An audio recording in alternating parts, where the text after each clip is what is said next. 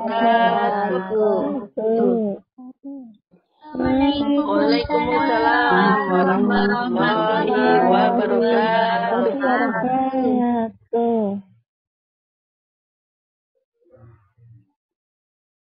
Kismis Kisah Hikmah Islami episode 26 dari kelompok belajar Kamboja Jaya dengan kisah Nabi Nuh alaihi salam, Rasul Ulul Azmi pertama, dengan makro Quran surat Yunus ayat 71.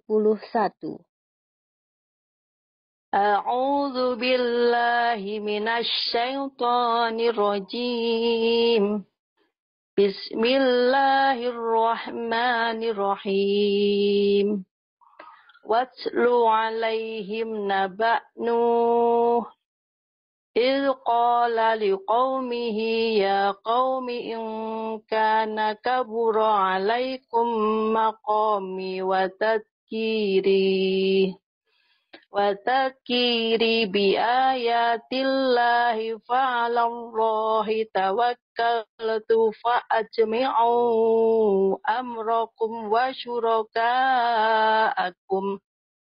ثم لا يكن أمركم عليكم غمة ثم قضوا إلي ولا تنذرون صدق الله العظيم.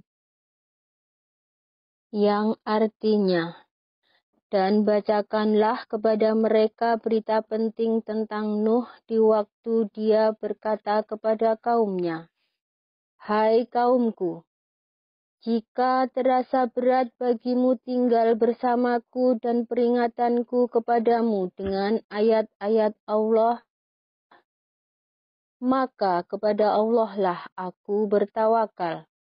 Karena itu, bulatkanlah keputusanmu dan kumpulkanlah sekutu-sekutumu untuk membinasakanku. Kemudian janganlah keputusan itu dirahasiakan. Lalu lakukanlah terhadap diriku sendiri dan janganlah kamu memberi tangguh padaku." Sepeninggal Nabi Idris, kepemimpinan umat diestafetkan kepada Nabi Nuh. Menurut Ibnu Abbas, jarak antara Nabi Nuh dengan Nabi Adam adalah 1000 tahun. Allah mengaruniakan usia yang panjang kepadanya, yaitu 950 tahun. Sepanjang masa itulah, Nabi Nuh berusaha keras menanamkan keimanan kepada umatnya. Memang hebat kualitas diri seorang mukmin yang Allah dan Rasulnya beritakan. Nabi Muhammad SAW bersabda, "Sangat ajaib keadaan seorang mukmin. Sesungguhnya segala urusannya adalah baik, dan itu tidak terjadi kepada seseorang kecuali hanya kepada mukmin. Jika dia mendapat kesenangan, dia bersyukur, maka demikianlah kebaikan yang diciptakannya, dan jika dia mendapat kesulitan, dia bersabar, maka itu adalah kebaikan yang diciptakan." Hadis riwayat Muslim. Begitu pula kualitas mukmin periode awal kenabian Nabi Nuh.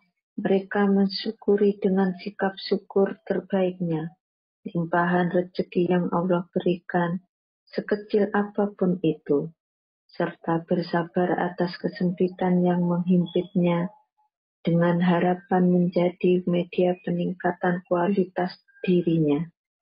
Maka tidak heran tak kala dibacakan ayat-ayat Allah, mereka menyungkurkan kepala disertai tangisan jiwa yang mengharap rahmat ampunannya. Subhanallah. Allah tidak memberikan suhub kepada Nabi Nuh. Kalamullah yang Nabi Nuh ajarkan adalah suhub-suhub yang Allah wahyukan Nabi sebelumnya. Nabi Adam, Syed, dan Nabi Idris berjumlah 90 suhub.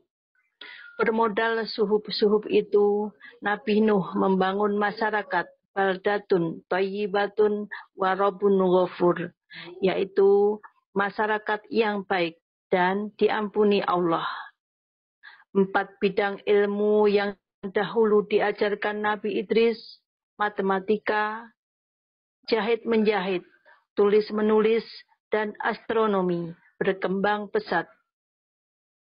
Berpikir ilmiah menjadi karakter masyarakat. Namun sayang, kelebihan di tempat mereka tidak menguntungkan.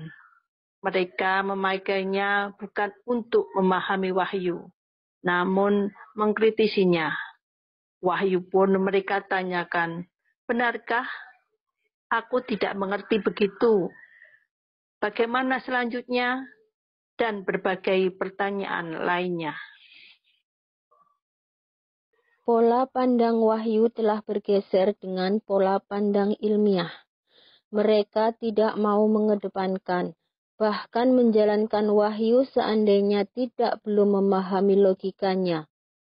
Padahal, banyak pesan wahyu yang isinya menguji keimanan dengan hal-hal yang tidak dapat dipahami logika. Benih-benih keingkaran pun tumbuh. Setiap undangan Nabi Nuh mereka abaikan. Seandainya mereka berpapasan, terlihat nada kesal dan jengkel karena tidak bisa menghindar. Mereka menyengaja mendengarkan saat Nabi Nuh menyapanya, karena tidak mau mendengarkan. Ayat demi ayat yang mereka dustakan. Mereka memanggil seolah-olah wahyu yang disampaikan adalah perkataan yang dibuat-buat Nabi Nuh. Terjalinlah sebuah sikap pendustaan dan keinginan yang kolektif. Puncaknya, mereka mengancam memberikan hukuman mati dengan merajam Nabi Nuh di muka umum. Na'udzubillahi min dzalik. Inilah penzaliman dan perbuatan durhaka besar pertama yang dilakukan umat terhadap nabinya. Namun, Nabi Nuh terus bersabar, bahkan semakin meningkatkan ikhtiarnya. Beliau tetap telaten membaca dan mengajarkan wahyu, meskipun ancaman demi ancaman ia dapatkan. Kesabaran tanpa batas inilah yang menyebabkan beliau mendapat gelar Ulul Azmi, pemilik tekad yang kuat. Sebuah gelar indah yang ia peroleh dan tengah umat yang menzalimi dan mendurhakainya. Wallahu a'lam bishawab. Wa akhiran wassalamualaikum warahmatullahi wabarakatuh. Waalaikumsalam.